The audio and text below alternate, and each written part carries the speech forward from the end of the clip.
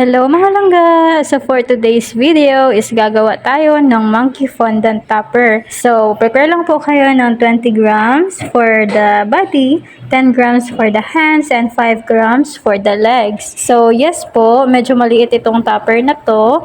So, prepare nyo na lang po, gawin nyo siyang circle. After that po is, you also have to prepare a small egg shape na medyo lighter color na brown para maging tummy ng ating monkey. So, after that po is, you just have to shape yung 10 grams for the hands and make it into a hand. Tapos, sa tip po nun, lagyan nyo lang ng 4 cuts. Then, it will serve as the monkey's fingers po. So, after that, idikit nyo na lang siya sa body with a brush of water. So, yes, form nyo din po yung legs. So, bakit nga ba nilalagyan natin ng fingers yung ating monkey? Kasi po, papahawakin po natin ito ng banana.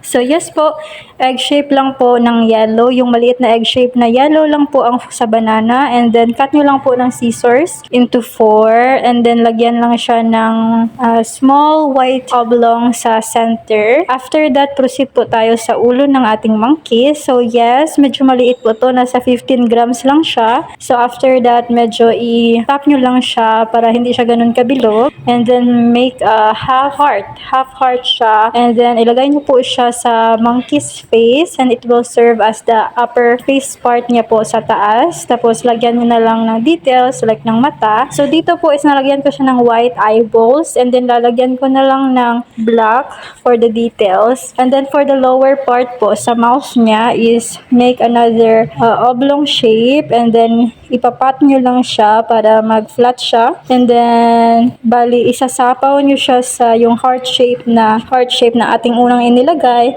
para medyo aalsa siya at saka mas lalong makikita yung details ng snout ng ating monkey. So, after that po, lagay lang po kayo ng small brown, dark brown or black fondant. Yung small lang po para maging monkey's nose. So, after that, prepare na lang tayo for the monkey's ears. So, sa monkey's ears po, same lang ng giraffe. Circle lang siya, dalawang color ng circle, lighter one and darker one. And then, ilalagay yung lighter sa taas and then itatap siya. So, since sa giraffe is medyo iba yung pagtap niya, dito naman sa monkey is ipupush mo siya sa gitna ng circle. At saka, nakadikit na yan siya sa inyong tool. Diretsyon nyo na lang po lagay doon sa ears part, doon sa head, para po diretsyo na siya. So, ito yung pinakamadaling fondant topper na nagawa ko so far. So, thank you for watching mga langga. Sana may natutunan din kayo. Yes, gagawa pa po ako ng maraming fondant next time. Pwede po kayong mag-suggest ng kung anong fondant yung gusto nyo matutunan below. Yes, ituturo ko rin po sa inyo step by step. So, thank you for watching mga langga. Have a good day. Bye!